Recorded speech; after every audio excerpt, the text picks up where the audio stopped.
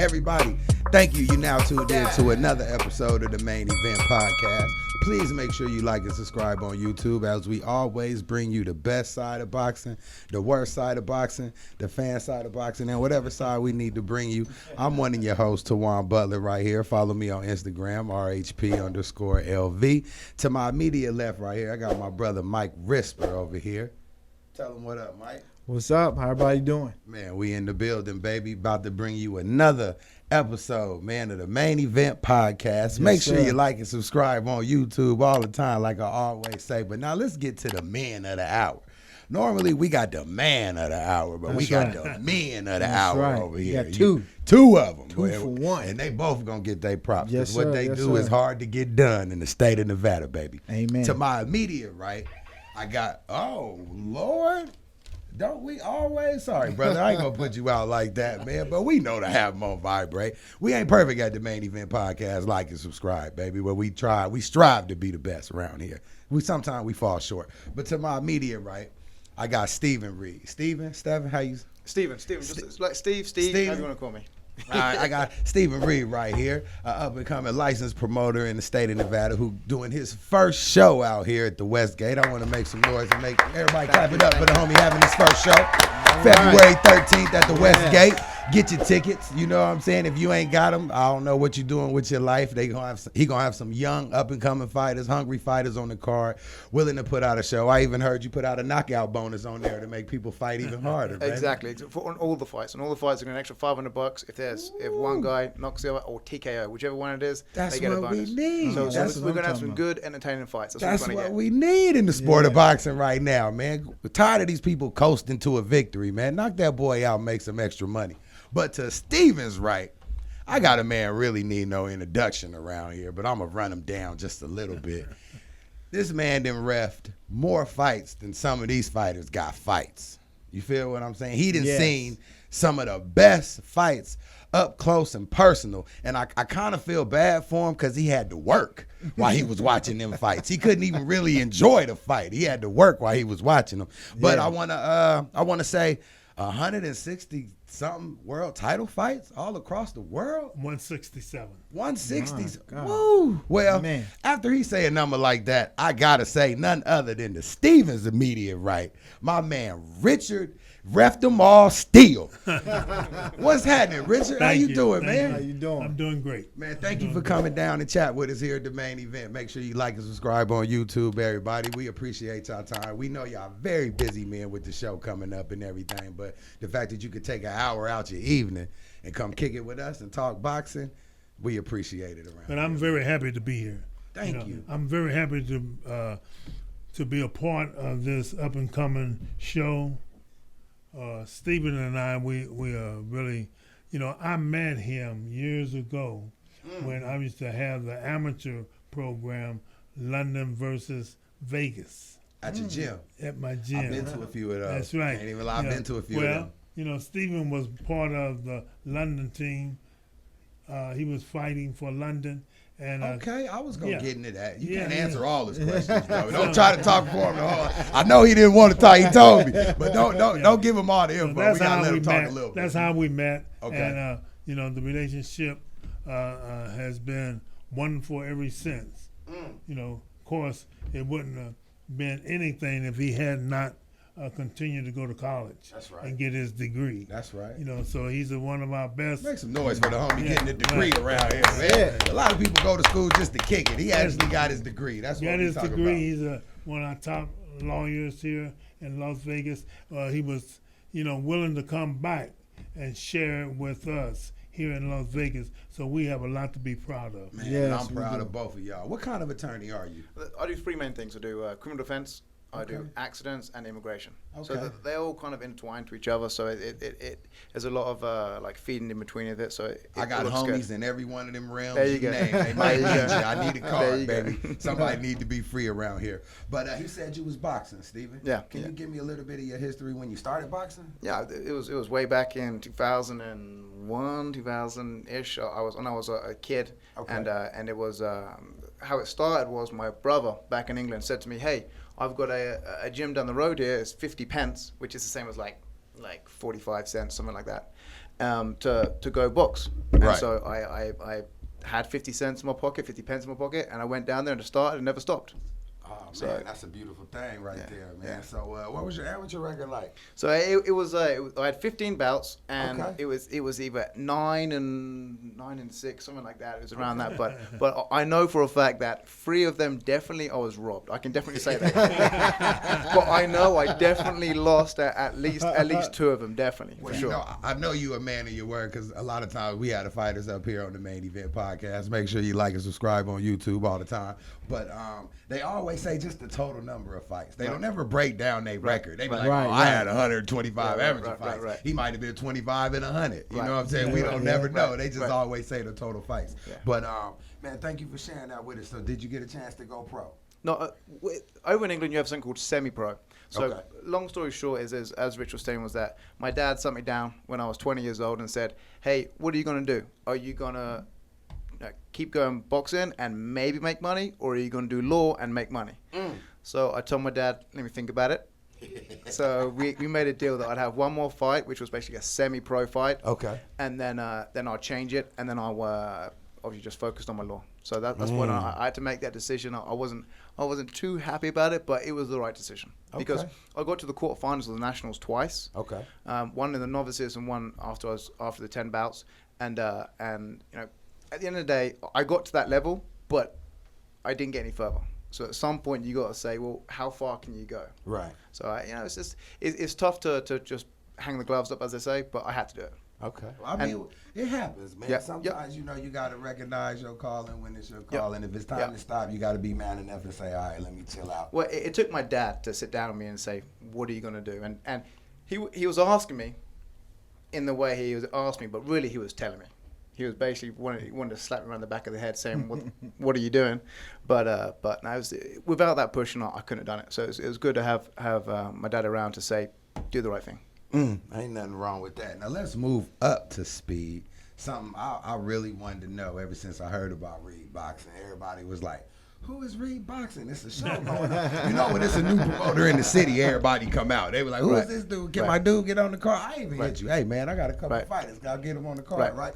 But talk to me about that journey, just making you want to become a promoter and leaving the sport behind and actually becoming the business side of the sport. So I've been involved in boxing since you know I moved here. I moved here in 2011. I got a buddy of mine who's a doctor who actually was one of the guys that introduced me through Richard Steele, and one of the things that he taught me was, you know, the boxing industry is a bad industry. There's some bad people involved. There's some people that will, you know, just cut you off at the feet and just keep smiling at you. Yeah. But obviously with Rich is one of the guys I can truly say that he's got his heart in the right place. He really does. And Rich is one I can trust no matter what. And he's the one who brought me along the way and with my doctor buddy of mine really just made it the way to say, you know, what do you want to do? We had a boxer that we was managing. Richard Steele was the license manager, and we took him pretty far. We got him to 11-0, 12-0. Yes. Something like that. And you know, unfortunately, some of these guys will just say, hey, we want someone else if they see some dollar bills somewhere else, even though you put all the hard work and money into it. And I know firsthand. It kind of taught us. I know firsthand. Go ahead, I'm sorry. That's fine. It kind of taught, you know, it's not that you can't trust these guys, but you just got to make sure you have all the legal paperwork in place. Because we did have the legal paperwork in place, and we could have screwed them over, but we didn't. Right. I mean, even with the legal paperwork in place, me being on the business side of boxing for a few years, I learned that, the contracts, they there and they in black and white, and you can put your John Hancock on them and wait till the ink is dry. But I learned that the contracts is only good as the people that sign them. Yep. That's right. Yeah. Yep. So you can fight all you want. Sometimes you'll spend the money trying to get your money. You done spent more money than the money he owes you. Yep. Right. Trying to get, you done spent $20,000 trying to get the $8,000 he owed you. So sometimes it's not, it ain't worth it to go down that road. I actually much prefer doing handshake deals. I mean, that's coming from an attorney that knows that handshake deals are not worth anything in general. I love that, I though. prefer doing handshake deals when you're dealing with people that you can trust. Right. A man of their word who can keep that's great. Someone like Richard Steele that I know I can do a deal with, whatever I want to do is I don't need anything in writing with him. Man. So But there's not many people like that out there. So I'm right that's here. true. There you Don't go. I'm Okay, a man you're of there. my word. There you in go. sport and boxing. I love handshake deals, man. Only because, I mean, we could talk more. This is about y'all. I don't want to go into me. This is about y'all right now and Reid Yeah. Boxing and the show they got coming up February 13th, baby, at the WESTGATE Hotel. Get your Right. tickets. But just talk to me more about what do you see you being a promoter, bringing Reid Boxing to the forefront in the city of Las Vegas? What kind of changes are you hoping to make? So here's the two main reasons why we don't know. Rich and Steele and I sat down and we realized that in Nevada, in Las Vegas specifically, there's so many boxes. There's hundreds of boxes here in town, and they're considered just all they do is just punch bags because it's so difficult to get on these bigger shows Yes, it where is. there's Canelo, where there's Mayweather. For the likelihood of them getting on those shows are just Slim to Insane, none. yeah. You got to know So- somebody that knows somebody that Exactly. knows somebody. Exactly. Okay, all right. And so then you have these boxers that are, some of them are really good. Yeah. They just don't have that opportunity. Some Right. of them are just okay, but against an okay opponent, they're going to be entertaining fights and they're good bouts. I've seen better sparring than I've seen fights on some of these shows. I mean, so I have. It's just the way it is. And so it's like, well, hold on a minute. There's no small promoters in Las Vegas right now. The number of fights that occur in this city has dropped massively in the last 4 years. And it's like, well, hold on a minute. If I can push through this little envelope and try and get my license and try and push it through and have an opportunity for these local guys to fight and put on a good show, let's try it. It just seems, for the way we looked at it, was that there's a door opening right here. And if we can open this door and smash it down and try and see, what's on the other side. Yes, sir. If we lose some money, we're probably going to lose some money on this first event, believe it or not. Trust me. And The first one you always do. Yeah. I know firsthand. I'm sure, sorry. yeah. Go ahead. I believe it. I believe it. And, Yeah. and everyone's telling it to me, and everyone understands that. So we're certainly trying. Put it that Right. way. Now, when you approach getting that promoter's license, I want you to speak to the people that listen, because a lot of people listen to our show and watch our show, the Main Event Podcast. Right. Make sure you like and subscribe on Like and YouTube. subscribe. Tell them, Steven. Like and Tell them, subscribe. baby. But tell them the hurdles you got to jump through just to even get a piece of paper out here that say you can put on the fight. So, 'Cause this- the application itself. I'm a licensed attorney here in town, and I had to give them a bunch of information that they want to know everything about me. But Everything. But Tell them everything. They do. That's my attorney license. For this license, I don't know. I felt like I was going to the doctor's office, and then, I had to walking out like John Wayne. It was pretty bad. That they wanted to know everything. It was pretty intense. If you got a house in London, they want to know where it's at. They want to know everything, and Yeah. and I've got 6 girls that work in my office, and I had 2 girls just working on getting their paperwork to me, so I can review everything, send it into the commission. It was pretty bad. It was pretty bad, and so it was kind of funny because the license that I have is actually a one-time license. Really? Really. So this Okay. is what the commission said, and I understand it. The commission said, basically, they said, look, the promoters that we get coming through here to try and get a license, they either have millions of dollars in their bank account, or they're backed by millions of dollars, and that's not me. That's just, I don't have millions of dollars in my bank account. It's just not what it is. And so they said, what we're going to do is we're going to give you, put on an event, and if you pay all your bills, we'll give you a full license. So that's what we're going to do. So the deal is we have this event go through. Obviously, I'm going to pay all the bills, get everything taken care of. Yes, sir. And then within 4 days, I can request for the commission to give me a full license, and they give me a full license. So it's kind of a unique situation. I haven't seen it before, but I haven't seen that before either. but I'm what they said baffled is- over here. That's Right. beautiful, bro. Yeah. So I really give props to the commissioner who was allowed it to happen. It was Commissioner Horn who was the guy dealing with it, and he was really upfront. He really was, and he said, "Look, I'm going to give you an opportunity." And he can see my passion for boxing, and Richard Steele was there with me at the commission meeting. That when we had always to, helps. Yeah. Yeah. And it's because he's helped me out. He's the one who's guiding, and he's the one who's organised on a lot of this event. He's the one who's making the connections. He knows his stuff, and I trust everything that he's doing as well. So which is good. Man, Richard, you the man over Well, there, huh? let me add a little more to it. Ever since I've been knowing Steven, he's been an upright guy. It was a good little amateur boxer. Went to school. He loved boxing so much he really came back to Las Vegas to participate in boxing as an attorney. And we need attorneys Yes. in boxing. Oh, Yes, yeah. we do. We have a lot of kids that is here in boxing. They really don't know the right way to go, and they really don't know what to do. But with Steven, he's always going to take them the right way. He's always going to do the right thing for them and for their careers, you know, and that's a lot, you know. We have a lot of fights here, but we don't have nobody to culture, nobody to pick up the young guys and say, look, let me show you how to do this. How to do this Right, right. right. Yes, sir. We Yes, don't sir. have, you know, this is the boxing capital of the world, but we don't really treat the young fighters as that. Only way that we get involved with someone is with, you know, main event, you know, a Tyson, Ali, or whatever. Right. You know, a big name, because that's big money. Yeah. But it takes somebody that really have a love for boxing to really get in the gyms or work with the young fighters and try to build them up. Because, see, all of these guys, I remember when Floyd Mayweather first came to town, you know, 14 years old. It always takes somebody to help somebody Yes, to sir. make somebody. Yes, sir. And that's what we are here to do. We are here to try to make these young fighters world champions, and at the same time, you know, make a business that everyone can, you know, see that we are doing good.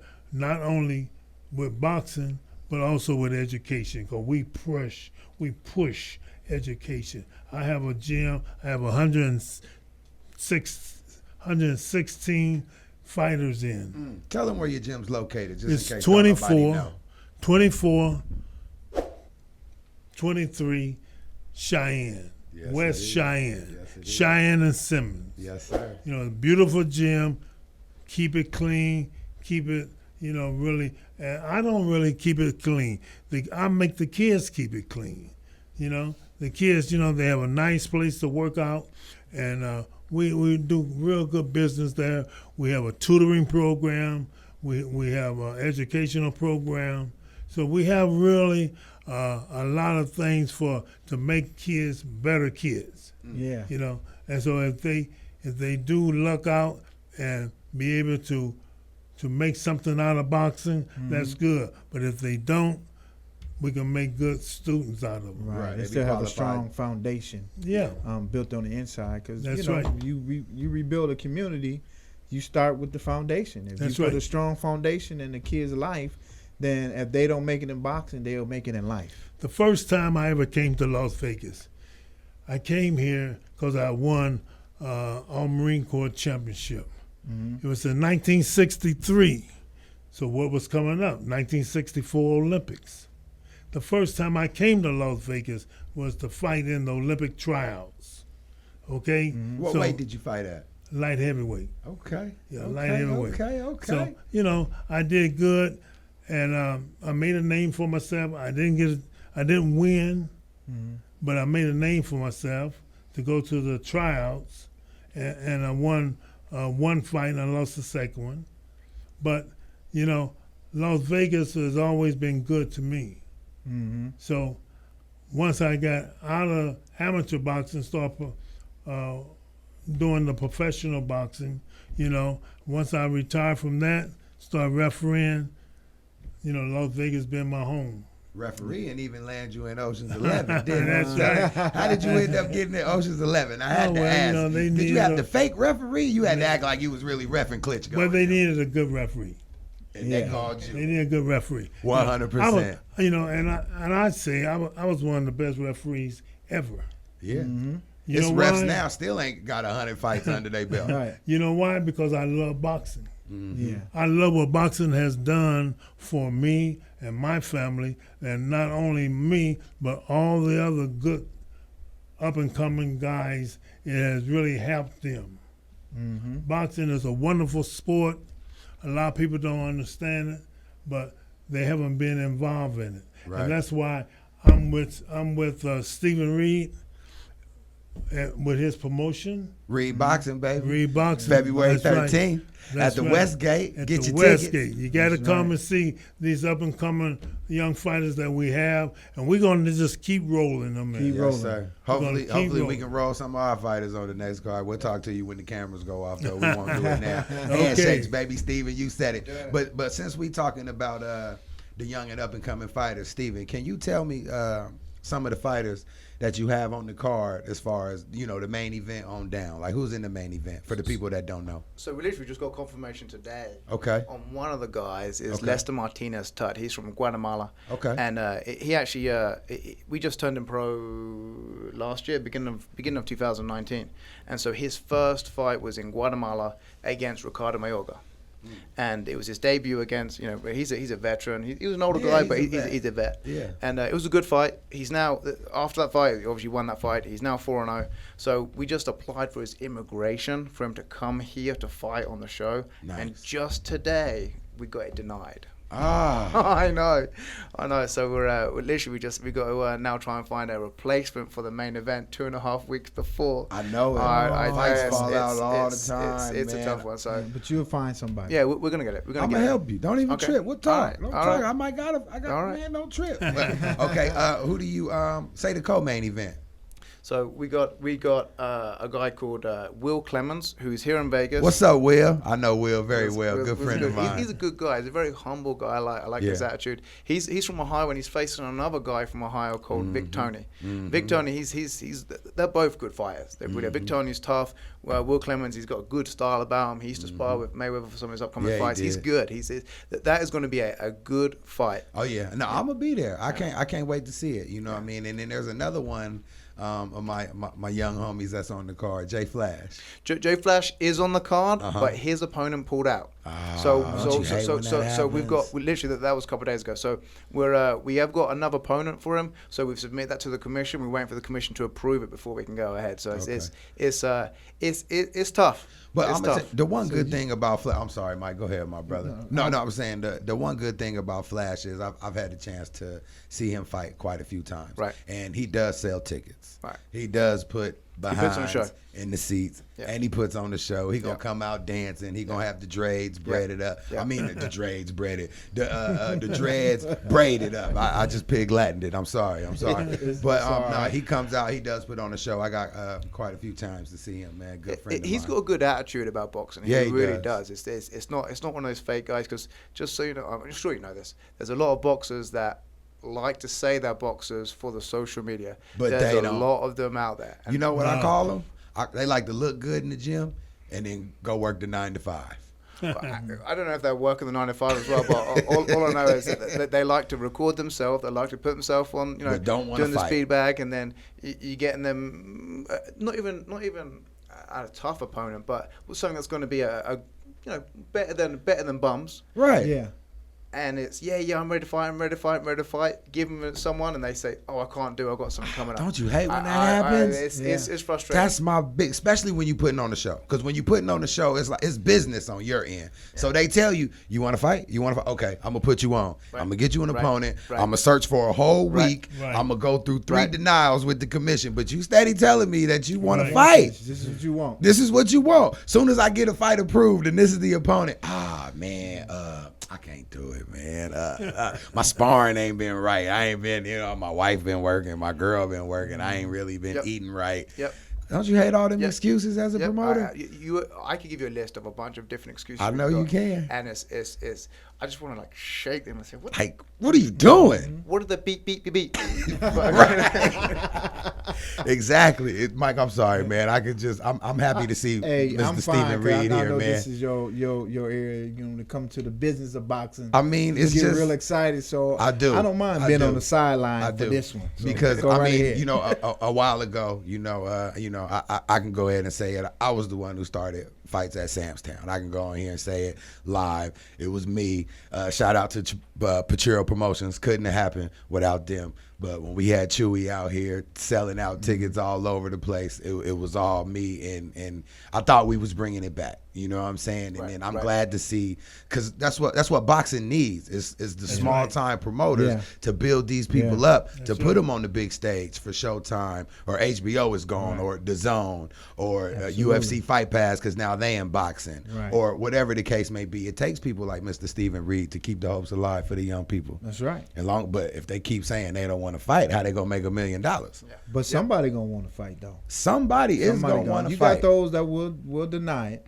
But then you got some that you know you can find a lot of diamonds in the rough. Just got to keep looking. Yep. You got to keep putting people before them, and then you'll find somebody that's gonna take you where you need to go. I mean, you just got to keep hustling and weed out the ones that don't want to work and take the ones that do. Yes, sir. Yes, sir. I've got a spreadsheet, and it's got around about 130, 140 boxes from Vegas or close by, right? And in like the third or fourth column, it's got my notes about them. And there's some things that they say to me that I make sure I put in paraphrase so that I know that, hey, this is the guy that said no, he don't want to fight because he's got to go see his grandma who is going to go on vacation. That's him. Stuff like that. So That's him. Yeah, it's I think I know him. So as a promoter, what do you look for when you looking for a fighter? Because we had a few other people on the show, and I always ask the same question. What do you look for in a fighter that tells you that this guy, somebody you want to put on your team? Rich? Well, what we really look for is someone that is willing to fight. First and foremost. But willing to fight means that you're willing to go in that gym every day. Yeah. You're willing to get up and run every day. Not once a week or twice a week. Boxing is the hardest sport there is. There's no other sport harder than boxing. You got to put 150% of yourself into boxing to get something out of it, because if not, you're going to get beat up. Yeah. And that's going to really tell, are you a true fighter or not? Do you really want this or not? So many kids come to my gym and they, I want to box. Well, you learn how to box first. Yeah. Because if you don't learn how to box, you won't be here long. Not long. Maybe you won't be here long. 6 You know what I mean? Maybe So 6 I minutes. tell them, and that's what Stephen and I, we are really trying to do. We're trying to build some young fighters up that really want to fight. We're trying to help them to have a career. Help them to build a career so other people can say, man, I remember that guy when he first started. Yep. Just like we remember when Floyd first started. Yeah, I remember. Yeah. So, Wasn't that fight was outside in the Texas parking lot? That's The right. Texas Station That's parking lot, right. he made That's his right. debut. That's right. Yes, sir. You see what I mean? Yes, sir. So we been there. I've been there so long, really. Oh, we gonna get there. Don't trip. We gonna But get to how long I tell you you been what, there. that's why I love boxing. That's why I'm still in boxing, because I know what boxing can produce. I know what boxing has produced and will produce if the young fighters really give 100% of their time and their efforts and everything. It will make them somebody. Yes. Now, my next question is, I always got to know, because being a boxing promoter, location is very key. Where you put your fights on at is very key. Out of all the casinos here we got, what made you decide to go with the Westgate? The old Hilton where Mike Tyson used to get down. So the ring we're using is a ring that Richard got from Westgate, used to Okay. be Hilton. And so the ring itself is 24. It's a solid ring, so which means that literally it's 24 by 24, and the beams across it are one beam, one length. So it's not cut in half like these other ones. This is an old school ring. It's what's required size wise for the commission anyway. But it's the, I don't know how old is it? 20 years old.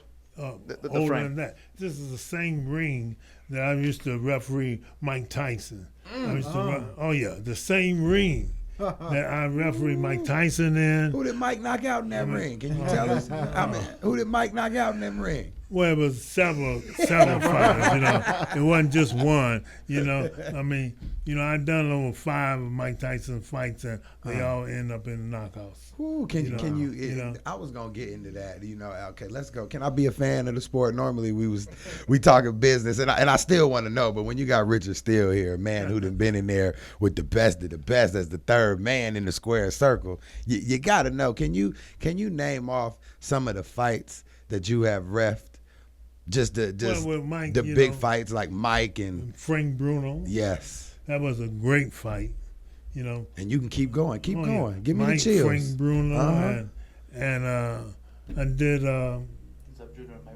Sap Judo. You did Oh, do yeah, that. yeah, Now, yeah. okay. Zap- Now, since you Zap brought that up, I Mayweather. gotta know this. I gotta know since you brought it up. I mean, you brought it up. Main Event Podcast, baby. We always ask what we ain't supposed to, and I gotta know. Mike gotta know. Gotta know. Like and subscribe. Tell him, Steven. Like and subscribe. But why do you think Zab hit him low like that? Do you think Zab Because was he gassed out and he didn't want no more? He or was looking for a way out. he was looking for a way Looking out? for a way out. But the thing was, I wasn't gonna give him an easy way out. You know, he's gonna have to fight his way out. You know, you come here to fight, let's fight. You know, Let's fight, yeah. so Right. when he hit him low, I took time out, gave Mayweather time to recuperate. Right. You know, Big but I old said, fight in the ring too, Hey, though. How you let's- avoid the commotion? Oh, Did you yeah. just stay out the way over there in Stay the out corner? of the way, let the police, Let the police- officers do their job. Yes, sir. You know, and then I looked over there, and if you notice, Floyd was way over in the corner. Chilling. Yeah. He wasn't doing nothing. Chilling. And I remember him saying to the media, I wasn't about to mess my money up. He was chilling. He Yeah. ain't want to get no Yeah. fines. He So ain't want after to we get got nothing. everything under control, I let the fight resume. Yes, sir. You know, let the fight resume because the people pay their money to see that fight. Right. So I wanted that fight to resume, and it did. And you know, It was a good fight. Yeah. I truly Yeah. believe if Zab did not get tired, he could have pushed Floyd to the limit. I ain't gonna say he would have beat him, Right. but I'm gonna say he could have pushed him. Well, the first 3 rounds, I think he won 2 of them. Right. Now was that a knockdown? You know, someone asked me that the other I had, day. you know, we gonna Yeah. ask you Yeah. because Yeah. I mean, as a fan, clearly, you know, I'm a Floyd fan, so I'm biased to begin with. But he did hit him, He did and hit him. that glove did go down to the canvas to keep You're him right. from falling. Right. And then I just, I you can't know, see everything. So, yes, sir. so, That's so all the I rule want. on the gloves hitting the canvas, is that just It's an a knockdown. automatic knockdown? It's knocked down. Anything other than the bottom of your feet touch that canvas is a knock. behind a punch. Mm-hmm. That's the key. Okay. Behind the punch, it's supposed to be called a knockdown. Woo. It is. I think we talked about that. Yeah. And, And anytime that glove hit the canvas, we certainly talked about that, and it's good to have you here to clear it up to make Right. sure everybody had the same understanding. Cause, Right. you know, the rules got to be the same across the board. It can't be, Right. you know, for this person, you know, oh, it looked like you slipped, so we just gonna count. No, you went down. You went down. It was after the Terrence Crawford fight that we had asked that was a question. knockdown when his opponent dropped him. Did Yeah, y'all see when Terrence Mean Crawford Machine, he last fought fight? Mean Machine, and it was Terrence got dropped. And they The said ref it was, he did, but the ref didn't say the it. ref He- waved it off. so we was like, no. Well, a lot of times, and to lean towards the ref for that fight. See, a lot of times your position makes the difference. You got to be able to see it. Yeah.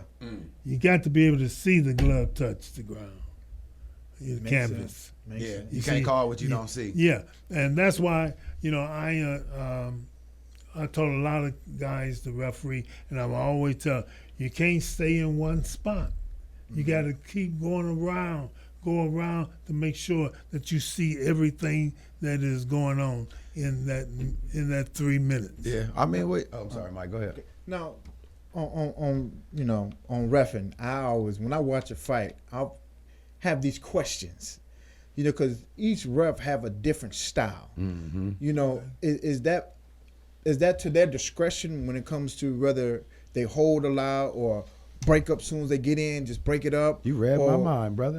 You Is read that- my mind, brother. All right, go ahead. So is that to the discretion, or is there some rule across the board that tells refs how to just There's no monitor a fight? There's no rule, Okay. you know. But a lot of times, you know, I've always said it is good that a referee has been a fighter himself, so he can feel and he can see and he knows when a person is hurt, or he knows when a person can take a little more punishment. Yeah. You know, but because he's been there, you know. Yeah. But then there has been, you know, couple great referees that never fought, you know, but worked and really trained hard. You know, we had one young guy, Mitch Halperin, here in Las Vegas.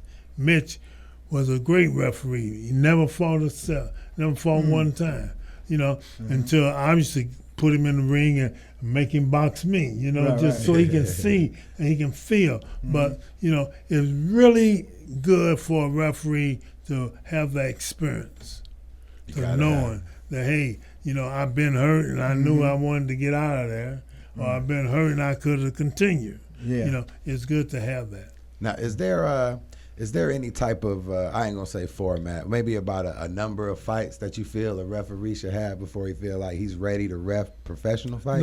No, because, some guys learn faster than others, Right.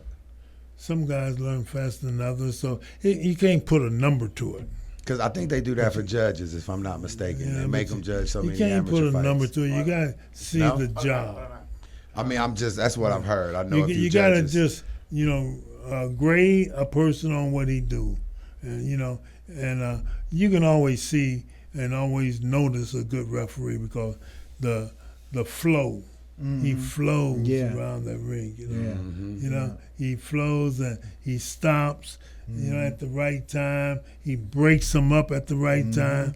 And see, that's another thing, I always say, hey, the people come to see a fight. They don't come to see a referee. That's right. So stay out of there when you can, but be there when you're supposed to be. Yes, sir. Now, I've always wanted to know this, and then, if I ever seen you out, I'd ask you this on the street, but since we on the Main Event podcast. Like and subscribe. All right. I like how you came in. I set you up, baby. It was good. But since we here on the Main Event podcast, like and subscribe. Is there ever a fight that you refed that you feel like, dang, why I got to ref this fight? I would rather watch it as a fan. Why I got to be in the middle of these two? I'd rather sit in the seats and watch the heat. I had several of them, but after the fight. After the fight, I said, boy, I'll go home and watch it. Because I've been so busy. Look at the Hearns and Hagler. Oh, man. You did, right? Yes, you did. Those only went 3 rounds, but how could you? They threw more punches in those 3 rounds than most fights do in 10. That's hard. How did you work that fight? Boy, I just kept moving. Jerry curl juice flying everywhere. How you work that fight? That was it was a wonderful fight. I know it was. And I tell you, man, those guys, they really fought. In those days, they fought. Yeah. They really fought. And after the first round, I went back to the corner myself and I said, man, now I know I was in shape, but I was tired as hell. After the first round, I just said to myself, hey, I know they can't keep this up. And it went on for 3 more rounds. I said, wow. They did that. Man, it was a great fight. They did that.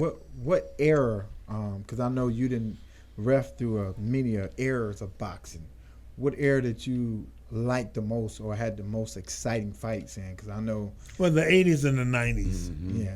The 80s and the 90s, I mean, it was a funny thing. I was going through, people would call me for different things, and I was going through my scrapbook and everything. And 1 month,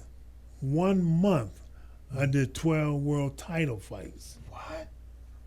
Beautiful. Japan, Korea, United States, Germany, all over. I used to travel all over. Wow. I did. Every month I did a title fight. Wow. I mean, that has never been before or after, But, in the 80s, we had some great fighters. Yeah. We had some great fighters, bro. What do you think the fighters is lacking here in the 2010s and 2020s? What they lacking that the fighters in the 80s and 90s have? They just don't have the hungriness. I mean, after so many people have made so much money, it comes so easy to them. Why do they have to train hard for it? Yeah. Why do they have to train hard to beat the average guy to work themselves up to a title fight when all they got to do is just pick nobodies and keep beating these nobodies and still make the same money as if they was fighting somebody? I mean, wow. It's really something. Game. I mean, there used to be a time when to get a main event I mean, I grew up in this world of boxing all my life, okay? But to get a main event, you had to be able to fight. Mm-hmm. And you had to have over 10 or 15 fights. They got guys in the main events now, you know, first, second, or third fight. Yeah. But they didn't really work hard for it. Mm-mm. You know? They really didn't work hard for it. So, you know, but it shows later on in their career when they get somebody that can really fight. Right. They be mad they fighting back. Yeah. Like, And man, they- you was just supposed to sit there and get hit. Why you hitting me back? They crazy. But my next question, and I got to know this from a referee's point of view. Like I said, I'm a big Floyd fan. Watched a lot of his fights. Bought a lot of his pay-per-view fights. And when he fought Victor Ortiz, right? And I got to know. Because we talk about this in the barbershop, 7320 South Rainbow, Suite 111. Come get a fade. Stephen, after this, I'm going to be your barber. Don't tell your barber if he's watching. All right, cool. He headbutted him, right? Clearly, right? And the ref, Joe Cortez, I believe, was the referee in that fight, right? And after that, they hugged about 3-4 times. But in my eyes, it looked like Joe told him, fight. Then he started looking at the people over there to make sure they keep the clock running after he told him to fight. Now, do you call that a cheap shot? Yes and no. What do you think? It's protect yourself all the time. I mean, at the end of the day, the guy headbutted me. It was clear, obvious headbutt. The guy it wasn't boxing. It just wasn't. At that point, he turned that into a little bit of a street fight. I don't care what anyone says. Right. You can see him push off the back of his feet. Right. It was trying to headbutt. And so at the end of the day, it's like, well, hold on a minute. If this guy is not playing clean with me, I wouldn't play clean back. And I understand it. Some guys just headbutted me. I'd want to knock him straight out the first opportunity I could. Right. And he done it legally. Because the ref told him fight. The ref said fight. Victor wanted to hug and kiss one more time after the ref told him fight. And Floyd was like, okay, bop, bop. And then it was over. He already decided what he was going to do. He knew that as soon as that point, yeah, okay, and then dropped it. And then got him. So, I mean, I remember when that happened. I was watching it on pay-per-view, and I remember jumping out of the seat to scream. I was like, it makes sense, because you saw the replay of him headbutting. It's like, yeah, I wanted to hit him too. Yeah, like, man, you gonna exactly. headbutt the homie like that, man? But I mean, to Floyd's discretion, he did see, the ref did say, when he throw that hand out there, that means let's get it on. That's what it looked like. He just and so you know, ain't no need to hug no more. There's no need to hug and Time to kiss. fight. Man. You told me 7 times you were sorry. Someone headbutts you and then tries to hug you. There's a problem there. So I think he done the right thing. I have no issue with it. I don't even call it a cheap shot. It's just playing the same game he's playing. But you done it legally. That's the way I look at it. But, you know, a lot of people don't understand. But that's what fear would do. Mm-hmm. Fear. He was so scared He was. of Floyd. Mm-hmm. He was so afraid of Floyd. And Floyd kept making a miss. Yeah. He was laughing at him, too, as he kept making a miss. Like, man, get out of here. What you doing? Well, that's where the frustration came in. Yeah. He so couldn't just hit him, headbutted so he headbutt him. Not that it's anything similar, but my last fight, which was a semi-pro fight, it was a guy, and I didn't know it until at the time of the fight. This guy was like 6-0. He was like ready to start building him. And during the fight, I was boxing him, and I was fit at the time. I was like super fit. I was ready for it, and I was just boxing and moving, and he was getting frustrated. He actually bit me twice. Bit me once on my shoulder and once on the neck. And I look back at the videos and I can see myself getting annoyed and like wanting to try and knock this guy out. And I just remember just trying to calm myself down, because I know that if you start swinging, that's what he wants you to do, so that you start missing. So he can knock you out. Bingo. But when I spoke to him afterwards, and he was like, "Oh, I'm sorry. I just basically was getting pissed off because he couldn't block the punches. He couldn't block them. He was getting hit, and he wasn't used to it. So not that there's any similarity between Ortiz, but I understand the frustration. I wanted to knock this guy out when he was like biting me on my shoulder and my neck. You don't want Right. anyway. So I can understand it. Yeah. I can understand Floyd's position, and I think he done something which everyone wanted to do. When that happened, I jumped off the couch. I was happy. Yeah, because I used to bet all the time when Floyd fought, so people didn't want to pay me, talking about it was a cheap shot. I was like, man, the ref told him to fight, bro. Give me my money. I got one question I had to ask. Oh, please do. Why I got the man in the chair? The Main Event Podcast, he's here. Like and subscribe. Tell him, Steven. With more of these events of people dying in the ring, do you foresee reffing more or less making that decision Great to stop question. the fight quicker now? Great question. Or, I mean, should they adjust or should they just continue? Oh yeah, I've been in meetings and I've been where, I was in the period when we were doing 15-round fights. Mm-hmm. We cut it down to 12 rounds Is that why? for the safety of the fighter. Okay. Yeah. Because we studied. UCLA and everybody was a part of this. We studied, and that when the fighters really get seriously hurt, it was always in the last 3 rounds. It was tired. Yeah. Because he was tired. He has, really put everything he had in the fight. Mm-hmm. When a guy fights 12 rounds, Yeah. he is tired. Mm-hmm. And that's when they get hurt. Yeah. So that's why we took it from 15 to 12 Yeah. to save the fighters. Mm-hmm. But actually, it's to save the game. Mm-hmm. Because, if you got so many guys getting seriously hurt and dying in any sport, Mm-hmm. they're going to end the sport. Right. Yeah. Right. And I mean, to The that. politicians going to get in there. Yeah. We're going to really have a fight. Oh yeah, you already know. And I mean, and to that note, I just want to add. Sometimes, like I agree. Sometimes with Bob when he do turn down the fight, because a lot of times people a matchmaker will send over a fighter who's 6-0, but ain't never been 8 rounds, but they want to put him in there with a guy who's 11-0 and he done been 10 rounds before. So how can you match them two? You know what I mean? Right. All he got to do is wait to the 7th round and then he turn it up, because this dude done been 10 rounds twice. You ain't never been 8. In my opinion, the boxers that are going to cause the most amount of damage to each other are the equal guys, the ones that are have the equal experience, equal skills, equal ability. Because I don't care what anyone says, if you got 2 people who are the similar skills and similar ability, similar fitness, you're going to be hitting each other a lot. Mm-hmm. It's just the way it is. And so do I think that Bob has the best method for boxing? No, and he knows that, and we've spoke about this already.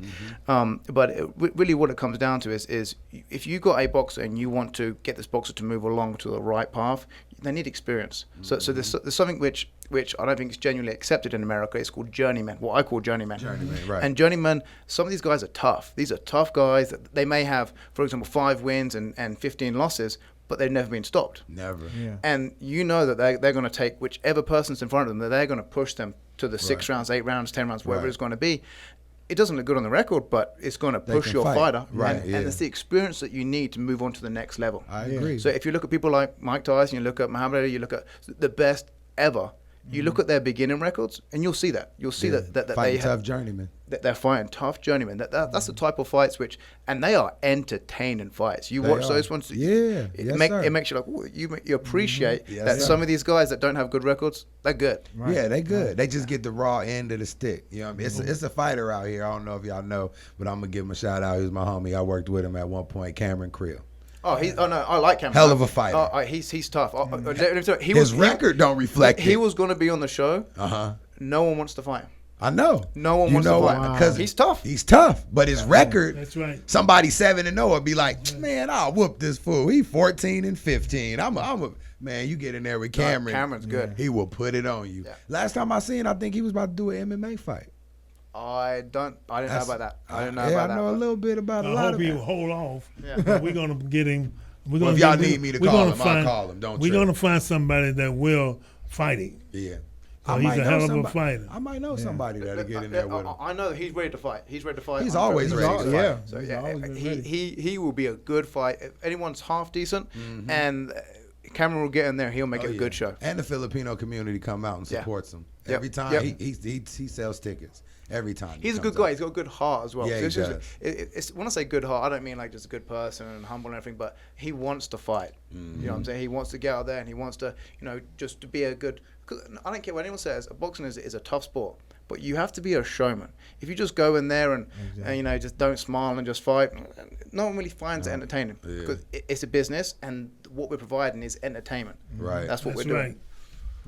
Yep. Got to be a showman. That's very, Yep. very important. Yep, and that doesn't mean jumping out out the ring and screaming and shouting at people. Right. You could just be humble about things, but Yeah. as long as you be the person Right. that you are and the person that you want to be, you know, you're going to sell tickets and you're going to have people want to come and watch you fight. Basically, what Steven is saying is you don't have to be an Adrian Broner, Bingo. but you got to sell more than Terrence Crawford. Basically, Exactly. basically, that's what the homie is saying. I'm gonna say it for That's, you. that's a good way of putting it, too. I'm gonna say it for you. Don't even trip. But it's almost time to wrap it up. This is the Main Event Podcast, Like and subscribe. and I do want to know. Tell these people right here, Steven, where the fight is one more time. It's at the Westgate Casino. It's actually a resort and casino on the February the 13th. The only way to buy your tickets is eventbrite.com. Just go on Eventbrite, look up boxing. There's only two things there. One's an expo, boxing expo, which is always good. And then there's this event here. So if you go on there, you'll see it. Yeah, and you'll see the lineup that we have right now. But that's changing all the time. But we're going, no matter what, we're going to get some good shows on there. 100%. Just come and see your next world champions. Yes, That's sir. what we are building. Yes, world sir. World champions. champion. Now, is there already another one in the works after this one? So we got it blacked out for March the 19th at the Westgate. Okay. Obviously, I've got to make sure that this goes good, pay all the bills, and then the commission will give me the full license. That's the idea. Yes, sir. So right now the Westgate have blocked off March the 19th, and I've got 4 fighters that said they want to fight on that show already. And I got 4 that said they want to Okay. fight on All it right. already. Done. Good. There we We're go. gonna see what they got to do. But give everybody, if you don't mind, your Facebook information, your Instagram information, because there's a lot of hungry fighters that don't know what you got going on and want to get out to you. And like Richard said, they just want a shot. They want to get on there. Tell them where to find you. Just look up Reid Boxing, REID Boxing on Facebook and Instagram. You'll see it on there. I've got it on both usernames. So look on there. You'll see it. Actually, the best thing to do, if you actually want to just come in and meet me and we'll sit down and we'll go through everything that we do, just call my office. It's my girl there is Ruby. She's the one dealing with everything. Is 702-945-4500. Is that your business right there? That's my law. 24/7 attorneys, 24/7 baby. attorneys. Call them for boxing. Don't call them if you didn't ran over somebody in the street and you need an attorney. Call them when you got some boxing to talk about, Exactly. baby. Unless you get an accident or immigration. Yeah, straight up. But like I said, this is the Main Event Podcast. Like and subscribe. All the time. I'm Tawan Butler. This is my man Mike Risper right here. We've been down. This has been my partner, man, for about 12, 13 years. We've been Wonderful. cutting hair Yeah. together. Wonderful. This man loves the sport of boxing. He from the business side of it to the fan side of it. All we do is argue in the barbershop. All the time. That's all we do is talk. That's he how we did got this. here. He did this. He all the way in the back, and I'm in the front. We just yelling all across the customers, talking about what we That gonna happens do. in every barbershop, man. Yeah. That's every single one. Yeah. Yeah, but sometimes barbershops don't know what they talking about half the That's right. time. Yeah. At least in our barbershop, we got a little bit of boxing knowledge. Right, You know what I mean? But Tawan Butler, Mike Risper, I got Steven Reid right here bringing you his first show March 13th. No, I'm sorry, I'm jumped ahead. February 13th, baby, at the Westgate, and then none other over there to his right. That's the man. The man of the man of the hour, but you Both ain't, of 'em, but but- you ain't repped I 167 have not. title Right. fights, so that's the man of the hour right He's the there, Mr. Richard Steele. And tell him where they can find you at. Tell them where your boxing gym is one more time. Okay, Richard Steele Foundation is at 2475 West Cheyenne. It's Cheyenne and Simmons, North Las Vegas. And he's approachable. He ain't a celebrity. He's a celebrity to me. But if you're hungry and you want to come in there, you want to get your work on, and you trying to strive to be the best, these two brothers right here will take you up under their wing and try to get you your opportunity at boxing life, baby. So this is the Main Event Podcast. Make sure y'all like and subscribe. And we out. Till next time, baby. Till next time.